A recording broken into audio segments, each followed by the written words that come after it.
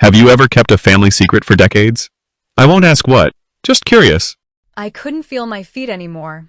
Not in that dramatic, over-the-top way you hear about in movies or those pharmaceutical ads where a woman holds her hip while playing with a dog, pretending life is only slightly inconvenient. No, this was deeper. A throbbing that lived under the skin, between the bones, radiating outward like waves from a bomb no one else heard explode. It started with a dull ache years ago, something I dismissed as just getting older, the kind of pain you don't talk about because you assume it's part of the package deal. You get wrinkles, you get bills, and your knees start hating you around 40. But this wasn't that. This was the kind of pain that wakes you up at night, that makes you cry not because it hurts more than you can bear, but because it never stops.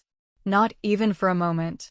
By the time I picked up the phone to call my mom, I'd already lost the ability to walk more than 20 feet without feeling like I'd been hit by a slow, deliberate truck. My doctor said it was an autoimmune issue, probably early onset rheumatoid arthritis, and that if I started medication soon, there was a chance to delay the joint deterioration. The meds weren't insane in price, not cancer treatment level, but still too high for someone like me, someone with no insurance, a part-time job at a library that paid in smiles and sympathy, and a landlord who raised rent like it was a sport. $120 a month. That's what stood between me and being able to move like a human being again. I waited 3 days to make the call. Not because I thought they'd say no, I truly, stupidly believed they'd help. I waited because I hate asking for things. My whole life, I've been the one who doesn't need much, who gets by on less, who smiles and says, I'm fine even when I'm clearly not. It's a bad habit, one my brother Jason never developed. Jason asks for things like it's his God-given right to be provided for. Jason calls our parents when he's short for landscaping, when he needs new tires, when his dog needs surgery, when he's bored. And they always say yes. Always. When Mom answered the phone, her voice had that familiar combination of concern and distance, like she wasn't quite sure why I was calling, but was already ready to fix it, unless it required effort. I kept it short, told her what the doctor said, told her about the meds, and then I asked, plainly, if there was any way they could help cover the cost for a few months while I figured something out. There was a pause, that classic pause people give when they're trying to come up with a gentle way to say no without sounding like an asshole. And then came the line I'll remember until the day I die. Sweetie, I know you're hurting, but things are tight right now. You know how it is. That was it. No follow-up question, no offer to split the cost, no let me talk to your dad, not even a promise to think about it. Just a quick, polite no. I said, of course I understand, the way I always do, hung up, and stared at the wall for what felt like hours.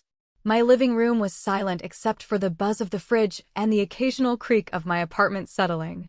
I didn't cry.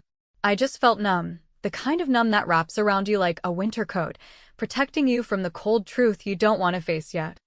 5 days later, I opened Instagram while lying on my back with my legs propped up on a stack of throw pillows. My knees were twice their normal size. I hadn't been able to sleep in 2 nights. And there they were. My parents. Standing in front of a mountain lodge-style house in Park City, Utah, all smiles and winter coats. My mom captioned it, Family First Red Heart helping Jason decorate his new home away from home. So proud of you, baby. They were holding mugs. There were fairy lights on the porch railing. Jason was beaming. My dad was wearing a #OneGrandpa hat even though he doesn't watch the grandkids unless it's for a photo op. I watched every story they posted that day. They toured the new property. They assembled furniture. They laid out rugs and debated wallpaper patterns. My mom wore a tool belt as a joke and Jason filmed her, laughing. My dad poured wine into stemless glasses and toasted to family, to growth, to hard work paying off. I saw the guest bedroom they set up for when Mom and Dad come to visit often. I saw the towel racks my mom installed herself. I saw the fancy coffee station with a handwritten chalkboard sign, Brewed with Love. And I sat on my damn couch, my legs stiff and useless, holding a heating pad like it could do more than mask the problem, and I realized something that had probably been true since childhood, but had never hit me quite this hard. They didn't think of me as someone worth investing in. Not emotionally, not financially, not even out of guilt. They didn't hate me. They just didn't see me. Not really. I was useful when they needed someone to feed the dog while they vacationed or help plan Dad's retirement party. I was someone they could mention in passing. Lena works at the library. Bless her heart, always been a quiet one. But I wasn't someone they thought about beyond the surface. Not someone whose pain registered as urgent. That night, after the last Instagram story showed Jason lighting a fire pit and talking about how blessed he felt to be surrounded by people who supported him, I closed the app, turned off my phone, and stared at the ceiling for a very long time. I wasn't angry in the way people expect. I wasn't screaming or smashing plates. It was colder than that. Quieter. Something deep inside me cracked, not like glass, but like ice on a lake, the kind of break you don't hear until it's too late and the whole surface gives way. I whispered, barely audible, okay? That's how we're playing it. And even though my legs were screaming, I pulled myself off the couch, limped to the kitchen, and opened my laptop. I didn't know exactly what I was going to do yet, but I knew this much: something had shifted. Not in them. In me. And there was no going back. It's strange how quickly pain becomes part of your identity, how it settles in not just as a symptom, but as a filter through which you see the world, an ever-present background noise humming beneath every thought, every movement, every interaction, until eventually you begin to forget what it felt like to exist without it. Over the next few days after seeing those photos and stories of my family laughing in mountain air, toasting Jason with wine and wrapping themselves in fleece throws on the porch of his second home, my own pain stopped being something I was merely enduring. It became a signal, a siren that refused to be silenced, reminding me with every step that no one was coming to help, that no rescue was en route, that the only hands reaching toward me were my own, and they were shaking. The swelling in my knees had increased to the point where standing up from the couch required bracing myself against the coffee table and breathing through the burn, my weight shifting slowly from one leg to the other like a wounded animal testing the limits of its cage. I was out of over-the-counter painkillers, the kind that barely dulled the edges anyway, but which had at least given me the illusion of functionality. I'd stretched the last prescription as long as I could, slicing pills in half, spacing them out to last the week, and now I was completely dry. The doctor had told me that without proper medication, the condition would worsen, joints would deteriorate, cartilage would erode, and eventually, mobility would decline beyond repair. But what he hadn't said, what no one ever says outright, is that once you become too poor to stay healthy, the world stops pretending to care. My neighbor Marcia, a kind older woman who had taken a liking to me because I once helped her carry groceries up the stairs during a power outage, knocked on my door around noon with a worried look and a plastic bag full of bananas, soup, and a rotisserie chicken from the market. She said she hadn't seen me outside in a few days, which wasn't unusual, but something in her voice hinted that she knew I wasn't just hiding, I was deteriorating. I thanked her, smiled, and lied, saying I had a flu. Just a bit of fatigue, nothing serious. She didn't press. She just touched my arm gently and said, "If you need anything, hon, I'm 2 doors down." I nodded. I shut the door. I locked it. And then I cried, not because of the pain, but because someone had cared enough to notice. Later that afternoon, the phone rang. I saw my parents' number flash on the screen, and for a brief moment, some dusty part of me lit up with a naive kind of hope, the old reflex that maybe this time they were calling with something different, something warm, something human. I answered, trying not to sound brittle, and sure enough, Mom launched straight into updates about Jason. She talked about how stunning his new backyard was, how they had spent all morning choosing between 2 shades of beige paint for the guest room, and how proud she was of him for finally settling down and creating a home he could build a future in.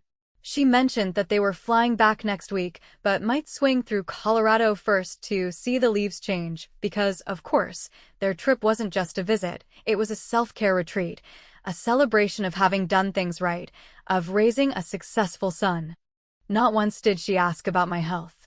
Not once did she mention the call from last week or the request I had made. I decided to test her. I said, casually, "The swelling's gotten worse." I haven't really been able to walk to the mailbox.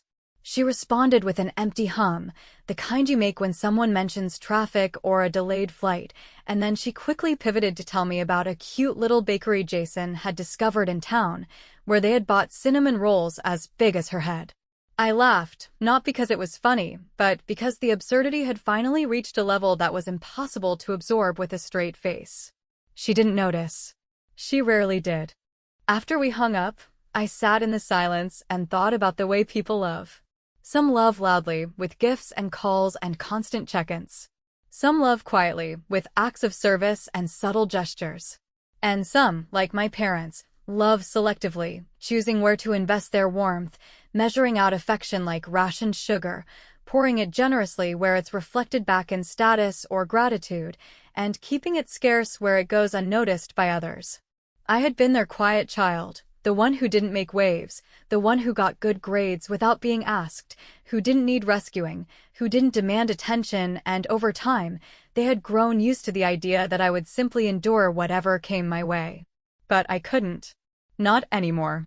That night, long after the sun had gone down and the city outside my window had settled into its usual rhythm of sirens, wind, and distant laughter, I sat at my kitchen table with my laptop open, the screen casting a pale glow against the walls. I typed a simple phrase into the search bar: how to disappear without hurting anyone. The results were mostly blog posts by anxious teenagers or lists of travel destinations for divorcees looking to start over. But the seed had been planted, and the more I considered it, the more it didn't sound crazy. It sounded necessary. Not a dramatic exit, not a cry for help, but a deliberate choice to stop standing in a room where no one noticed you'd arrived. I opened my online banking app. I had just over $4,000 across 2 accounts. Not enough to change a life, but maybe enough to start a quieter one. I opened another tab and began looking at bus routes, train schedules, anything that could take me somewhere warmer, somewhere cheaper, somewhere I wasn't defined by the last 20 years of being overlooked. Arizona came to mind, not because it held anything for me, but because I remembered a cousin, Maria, who had once offered me her spare room if I ever needed a break from the noise. That was 4 years ago, but I had nothing to lose by reaching out. I drafted a message, reread it 3 times, and finally hit send. Hey, long time. Just wondering, do you still have that extra room? Might be needing a change of scenery soon. Then, without much ceremony, I pulled the rest of my savings into a separate, unused account I'd opened years ago, but never really used, one I hadn't even told my parents about. As the funds processed, a strange calmness washed over me. It wasn't joy and it wasn't fear. It was clarity. A voice inside me that had always been too quiet to hear was finally speaking, and it said something simple, something I wrote down on a sticky note and stuck to the fridge. No one saves you but yourself. I read it aloud, just once, like a vow. And then I closed the laptop, turned off the kitchen light, and made my way slowly back to the couch, the joints in my knees grinding like broken machinery. I didn't cry this time. I didn't need to. I wasn't falling apart, I was shifting direction. I was done asking for what they would never give. There is a particular kind of silence that settles in when your body fails you, not the quiet of peace or solitude, but the sterile, heavy hush that lingers in rooms where hope has quietly packed its things and left without notice, leaving behind only the rhythm of a refrigerator motor, the soft tick of a clock that moves far too slowly, and the distant echo of a life being lived by everyone else but you. For the past 6 days, I had not stepped outside, not even to check the mailbox, not even to drag the trash down to the curb, and the confinement hadn't felt like a break or a recovery, but like imprisonment. A kind of solitary sentence handed down not by a judge, but by my own damn genetics and the crushing indifference of people who called themselves family. My legs had grown stiff in a way that frightened me, a tension that pulsed from within, deeper than muscle, as though the very structure of my bones was beginning to rebel against the idea of movement. I'd taken to wrapping heating pads around my knees and ankles, alternating between heat and ice as though I were still under some physician's care, though I hadn't been back to the clinic since that single appointment weeks ago. When they gave me a diagnosis without a roadmap and a prescription without a way to pay for it. Every morning I woke up and scanned my body for improvement, holding on to the irrational belief that maybe I had imagined it all, that maybe today I'd be able to get up and move around like I used to, like it was all just a rough patch. But every time I tried, I was met with the same excruciating truth. I was not getting better. I was deteriorating. Meanwhile, my phone remained a portal to a different universe entirely, a world in which my parents and my brother, Jason, were thriving, laughing, moving through life like a perfectly choreographed commercial for upper-middle-class satisfaction, where problems were minor inconveniences that could be fixed with a credit card swipe or a quick phone call to someone who owes us a favor. I watched their lives unfold in curated snippets, my mother filming herself making pancakes in Jason's gleaming new kitchen, captioned with something smug like, "Home is where the heart and maple syrup is," my father, usually quiet and uninterested in technology, now animated as he recorded Jason showing off the new outdoor grill setup, and Jason himself, always camera-ready, tossing his head back in a dramatic laugh as he clinked glasses of Cabernet with people I'd never met but who all looked like they belonged on a real estate brochure. What made it unbearable wasn't just the joy itself. It was the shameless display of inclusion, the unspoken messaging that this was the real family, that this gathering of three in matching flannel was what mattered, and that my absence wasn't just accepted. It was invisible. Not a single mention of me. Not even a half-hearted, "wish you were here," scribbled in the corner of a photo. I could have been dead, and their weekend would have carried on just the same. And while the images on my screen burned themselves into my memory, what truly broke me, more than the physical pain, more than the rejection, were the memories that began to resurface. Memories I had spent years filing away in the dark drawers of my mind under categories like, "don't overthink it," or "they meant well." Childhood birthdays where Jason got elaborate cakes and rented ponies, while mine consisted of an overcooked dinner and a greeting card with my name spelled wrong.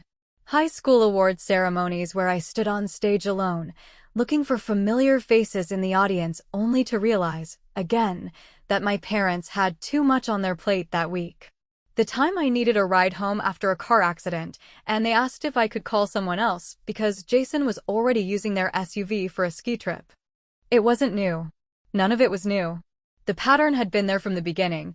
I had simply trained myself not to see it because acknowledgement would have been too painful, too final, a confirmation that the imbalance wasn't circumstantial but structural, ingrained into the very fabric of how our family operated.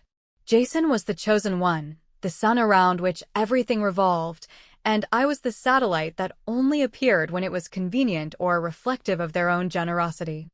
As I lay back on the couch, eyes fixed on the cracked ceiling that I had memorized down to each flake of paint, I felt something inside me tighten, not a knot of anger or resentment, though both were present, but a sensation more akin to clarity. Like someone pulling the last piece of gauze from your eyes and leaving you alone with the unfiltered light. I no longer cared why they had chosen him over me. I no longer needed an explanation. The truth was plain, they had made their choice, and now I would make mine. I reopened the message from my cousin Maria, the one I had sent a few days ago, asking about the spare room, and saw that she had replied just an hour earlier. Her response was simple, a short message with more care packed into its few words than I had heard from my own parents in months. "Of course, Lena. Are you okay? You can come anytime. Just let me know when." I stared at the screen, rereading her words again and again, as though trying to extract the emotion that had been absent from every conversation I'd had lately. Concern. Not pity. Not curiosity. Just human concern. I didn't reply right away. I sat with it for a while, let the warmth of that single sentence sink into my bones the way medication never had. Outside, the wind had picked up, leaves scratching against the window like they, too, were searching for shelter, and I thought about what it would mean to leave, not just physically, not just geographically, but emotionally, symbolically. To extract myself from a dynamic that had always left me bruised. This wasn't about revenge. It wasn't about proving anything. It was about preservation. Eventually, I typed a message back, "Thank you. I think I need a week to sort some things, but yes, I'll come. I can't do this anymore." My fingers hovered over the send button for a few seconds, and then I tapped it, letting the words go, letting them carry whatever weight they needed to. I closed the message, took one final look at Jason's stories, now a photo of him posing beside a fire pit with the caption, "Surrounded by the people who matter most," and then I did something that felt almost sacred. I unfollowed all of them. Not out of spite, not out of cruelty, but out of necessity. Watching them was killing me. Pretending I was part of that picture was an act of self-destruction. From that moment forward, I began to understand something that had always eluded me. You're allowed to leave people who hurt you, even if they're family, even if they never raised a hand, even if they say they love you. Love without effort, without presence, without care, is not love. It is decoration. A facade. Wallpaper meant to distract from cracked walls. I wasn't just leaving a city. I was preparing to leave a story I no longer recognized myself in. And this time, I would be the one writing what came next. There comes a moment, and not everyone reaches it, when your body and your heart conspire together in absolute agreement that the life you are living is no longer sustainable, no longer survivable, not because of any single event, but because of the quiet accumulation of disappointments, dismissals, and dismissive shrugs disguised as love, and in that moment, not dramatic or tearful, but utterly still and eerily calm, you realize that something has to break. And if it isn't the cycle you've been trapped in, then it will be you. I had reached that moment not with a scream, not even with a whisper, but with the final click of a message sent to my cousin Maria and the decision, as unromantic as opening a can of soup, to begin quietly extracting myself from the prison I had built around my parents' affections. There was no grand plan at first, no movie scene montage where I shredded photos and packed boxes in a fit of triumphant rage, just a slow, deliberate sequence of actions born not out of revenge or spite, but of an exhausted kind of clarity. The kind that arrives only when your expectations have been so thoroughly obliterated that even disappointment has grown tired of itself. I began by opening a spreadsheet, not something one might imagine in the throes of an emotional break, but I needed to know how far I could stretch the little money I had and how precisely I could disappear without anyone being able to call it a crisis. Because that was the key, wasn't it? I didn't want a reaction. I didn't want a phone call or a confrontation or a panicked apology too little, too late. I wanted silence, total and complete. I wanted absence to speak louder than begging ever had. Over the course of 3 days, I sold nearly everything I owned that had any monetary value, my old bike that I hadn't ridden in years, a bookshelf full of novels I once swore I'd read again, the coffee table with the uneven leg that still fetched $40 from a student across town, and even a few pieces of jewelry that held no sentimental value beyond having once been gifted by a man who never really knew me. I listed everything on Facebook Marketplace, pricing it just low enough to ensure it would move quickly, and I avoided conversations by leaving things on the porch and instructing buyers to leave cash in the mailbox slot. No one asked questions. No one noticed that I was clearing a life away piece by piece. My apartment, once cluttered with soft distractions and the illusion of permanence, began to echo when I walked, or rather, limped, across it. The couch remained, not because I loved it, but because no one wanted to pay for something that sagged in the middle and smelled faintly of arthritis cream and microwave dinners. I would leave it behind like everything else, a silent witness to a version of me that would no longer exist in this place. The hardest part wasn't the physical labor, which I did slowly and with grim determination, nor the logistics of finding a flight I could afford, or timing my exit so that it didn't look like an escape. It was writing the letter.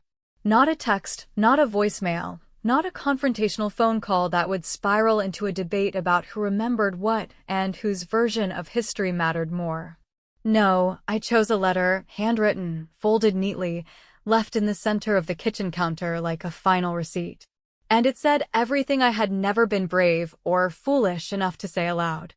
I told them, in measured words that bled more truth than anger, that I had asked for help when it mattered, not out of laziness or entitlement, but because I was in pain, because I needed them, and that their polite refusal, followed so quickly by their glowing celebration of Jason's new house, had clarified something I had tried for years not to believe, that they saw me as strong enough to survive anything, which conveniently allowed them to offer me nothing.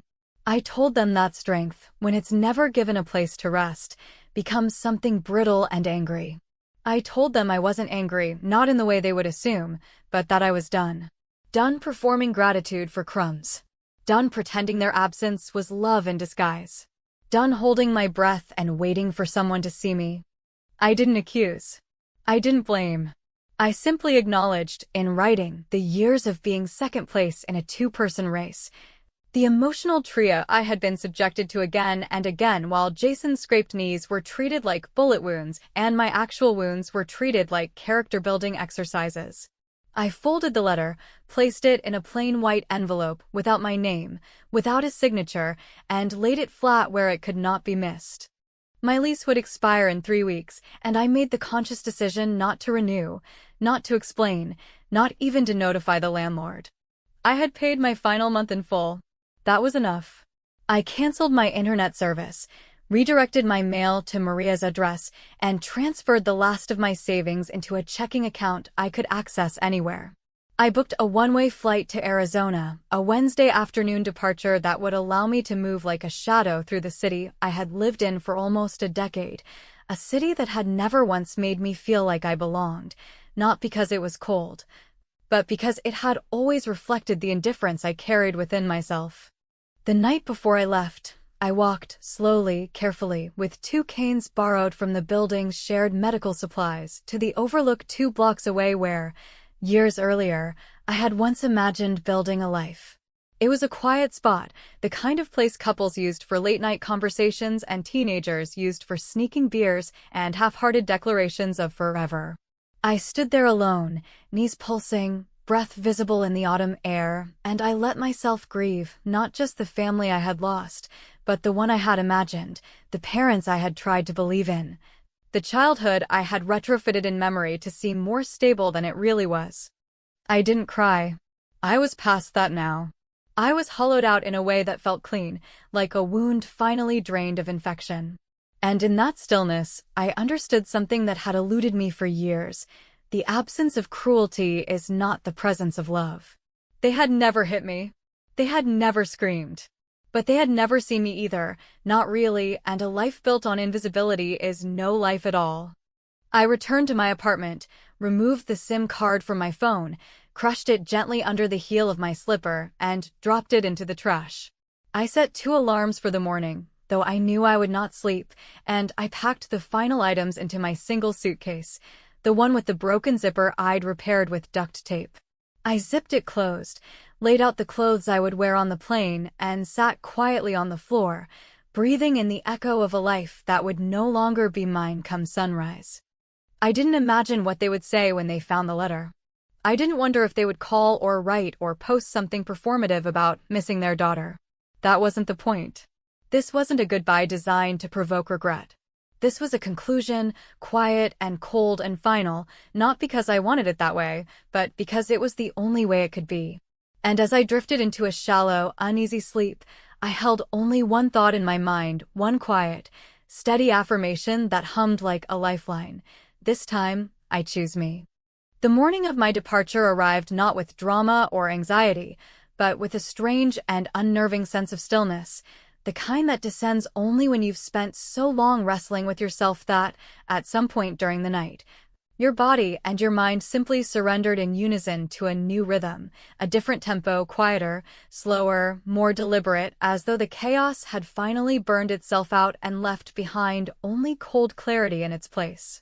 I rose before the sun did, not because I had slept well, but because sleep had become a kind of intermittent companion, never truly absent, but never entirely restful either, and by the time my alarm buzzed, I had already been awake for over an hour, sitting silently on the edge of the bed, palms resting on my thighs, waiting for something I couldn't name.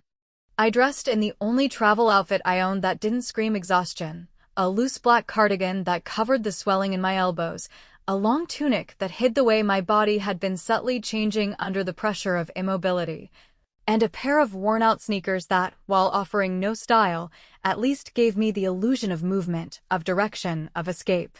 My suitcase sat near the door, Upright, zipped, and slightly tilting, its duct-taped edges small, but honest symbol of how this entire journey was being held together, not by wealth or support or convenience, but by sheer determination and a quiet refusal to stay in a place where I was not seen. The ride to the airport was uneventful, carried out in the back seat of a rideshare driven by a man who barely said a word beyond a muttered good morning and a nod when he pulled up. I appreciated the silence, appreciated not having to explain where I was going or why I was traveling with only one bag or why my knees clicked audibly every time I shifted positions. I stared out the window, not at the city I was leaving behind, but at the highway itself, the gray, unremarkable stretch of concrete that had carried so many others to and from places they called home, places they left, places they ran from. I thought about all the people sitting in airport gates that morning, boarding flights to visit family, to close business deals, to reunite with lovers, and how none of them would know that, in one of those chairs, sat a woman quietly erasing the last 40 years of her family history with a boarding pass and a heavy silence she would never explain. When the flight lifted off the tarmac and the city shrank beneath me into grids and shapes and roads I no longer recognized as mine, I didn't cry. I didn't press my forehead to the window or stare wistfully at the skyline. I simply closed my eyes, folded my hands in my lap, and let the vibration of the plane lull me into a rare kind of peace, not joy, not relief, but a sharp-edged calm that only comes when you have finally stopped negotiating with people who refuse to meet you halfway. I thought of the letter sitting on my kitchen counter, and I imagined my mother finding it sometime that morning, her well-manicured hand hovering over the envelope, her mouth pursed in that way she always did when confused, but unwilling to admit it. I imagined her reading it in full and then setting it down, not sure whether to call, to cry, or to do what she usually did, reframe it as an overreaction, something to be pitied rather than understood. And I imagined my father, silent as always, reading it. After her, nodding once, not saying much, already mentally preparing the sentence he'd use whenever someone asked. She just needed space. In Phoenix, the heat greeted me before I'd even stepped out of the terminal, that dense, dry air wrapping around my face like a curtain pulled over the old version of myself, and for the first time in what felt like years, my lungs filled deeply, freely. Unencumbered by damp cold or city smog, or the weight of proximity to people who never really loved me beyond the surface. Maria met me outside the terminal, standing beside her beat-up Honda in sandals and sunglasses, her arms already open before I reached her. The hug we shared was awkward and tight and longer than expected, not because we were close, we hadn't spoken face-to-face in almost 6 years, but because something about her presence felt safe, unadorned, free of expectation. "I didn't think you'd really come," she said as she loaded my bag into the trunk, and I replied without thinking, without filter, "Neither did I," until I did. The ride to her house was filled with small talk, updates about the neighborhood, commentary about the heat, laughter about her dog who had claimed the couch for himself and would likely be jealous of my arrival. But through it all, she never once asked about why I had left, what had happened, or what I was planning to do now, and that restraint, that respect for my silence, felt more loving than any apology or inquiry ever could have been. That night, after a dinner of microwaved leftovers and half a bottle of wine we split while sitting on plastic lawn chairs in her backyard, I lay on the twin bed she had made up for me, simple sheets, a pillow that didn't smell like old grief, and a window that let in the dry desert air, and for the first time in months, I didn't feel like a ghost haunting my own life. I wasn't fixed. I wasn't healed. My knees still ached, and my future was as uncertain as ever. But I had a beginning, not a grand one, but mine. Meanwhile, back in the place I had left, my phone, which now sat, deactivated and lifeless in a drawer in Maria's kitchen, had likely already begun to ring. I imagined my mother's voice on the voicemail, a practiced mix of concern and confusion, something like, "Lena, honey, we got your note. I wish you had said something sooner."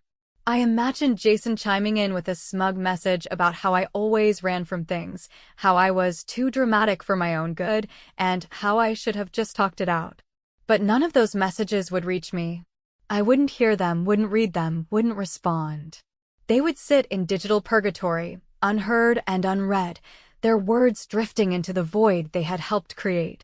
And in that final moment, as I lay staring at the ceiling of a stranger's guest room that, somehow, already felt more like home than the house I grew up in ever did, I felt something shift inside me, not loudly, not explosively, but like a weight slipping off the back of a tired animal, a burden released without ceremony.